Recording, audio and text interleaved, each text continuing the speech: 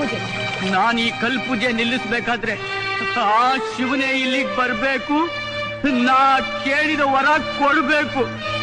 ಆಗ್ಲೇ ನಾನು ಈ ಕಲ್ ಪೂಜೆ ನಿಲ್ಲಿಸಬೇಕಾದ್ರೆ. ನೀನಿಲ್ಲಿ ಪೂಜಿಸಿದ ಒಂದೊಂದು ಕಲ್ಲುಗಳು ಸಾವಿರಾರು ಕಲ್ಲುಗಳಾಗಿ ಕೈಲಾಸದಲ್ಲಿ ಅಡಿಯಿಂದ ಮುಡಿವರೆಗೂ ಆ ಶಿವನನ್ನೇ ಮುಚ್ಚಿಬಿಟ್ಟಿದೆ. ಆ ನಿನ್ನ ಶಿವ ಹೇಗೆ ಬರುತ್ತಾನೆ? ಮೊದಲು ಕೈಯಲ್ಲಿರುವ ಕಲ್ಲನ್ನು ಅತ್ತ ಎಸೆ. ಕೈಯಲ್ಲಿರೋ ಕಲ್ಲನ್ನ ಎಸಿ ಅಂತ ಅಪ್ಪಣೆ ಮಾಡಕ್ಕೆ ನೀನ್ ಯಾರು?